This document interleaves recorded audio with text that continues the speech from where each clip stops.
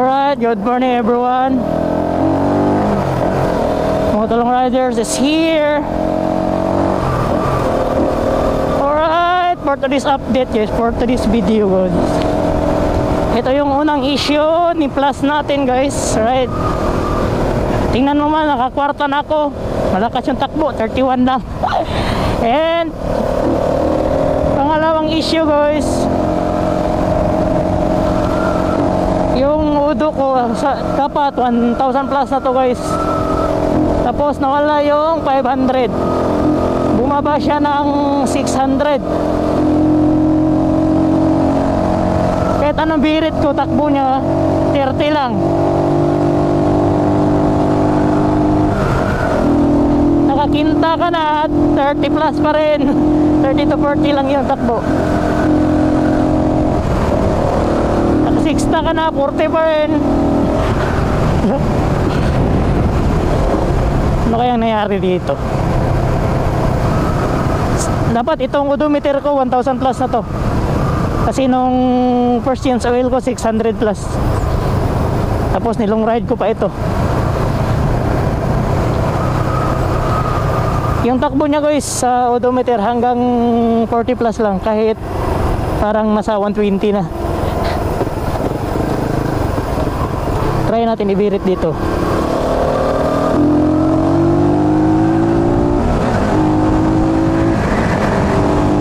No? Naka 60 ka, 50 plus lang yung takbo. Nangyari dito. Dapat dito nasa mga 100 na yun, 90, 100. 60, 30 lang, 30 to 40 lang yung takbo. Ito yung bagong naranasan natin kay Plastex. Ito yung problema niya ngayon. Ito yung nangyari dito guys.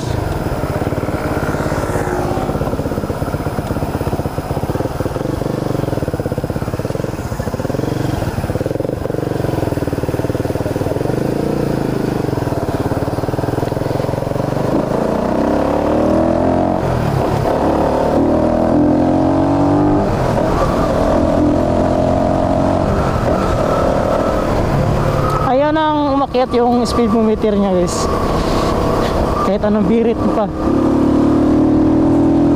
Nakatinta ka, pati yung RPM wala na, hindi rin umakyat. Pati yung RPM ayaw na umakyat.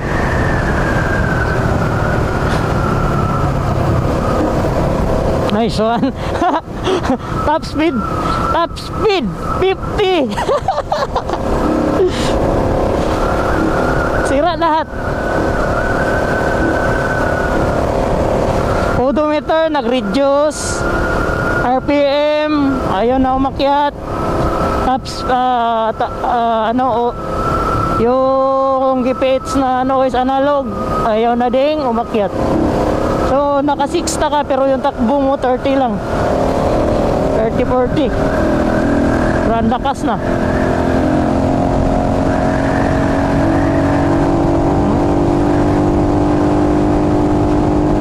Run lakas.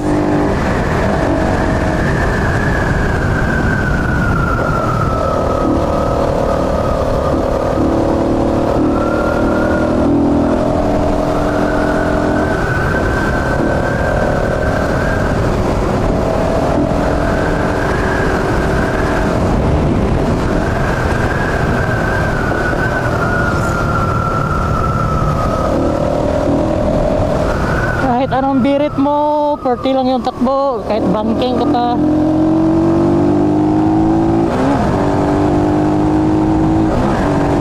Wala, hanggang 50 lang talaga.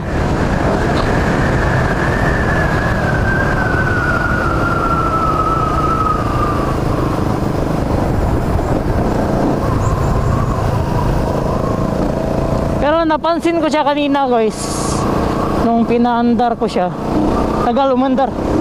Yan yung napansin ko, tagal yung umandar. Kaya siguro nag-reset. Ito natakbo, nasa mga 90 to guys. nasa mga 100. Pero sa analog 40.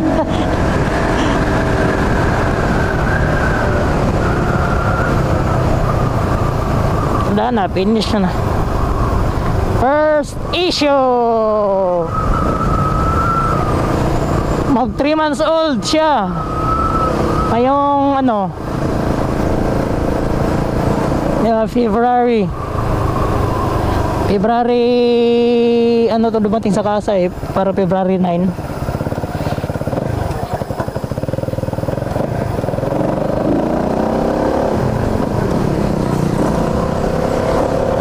Ito yung first issue niya.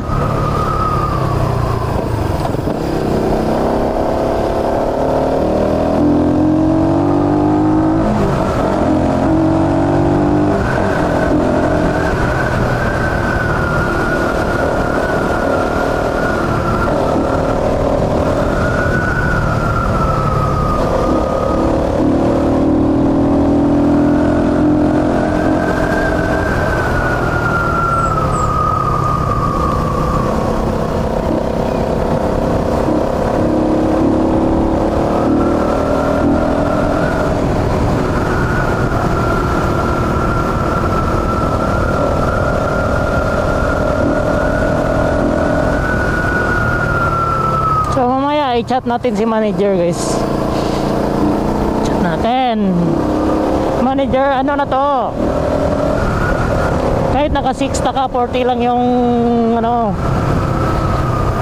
reading ng Udo analog, yung itong KPH nya, kilometer per hour speedometer. Naka 6 taka na pero 38, 39. Pero yung takbo mo nasa mga 90, 80 na.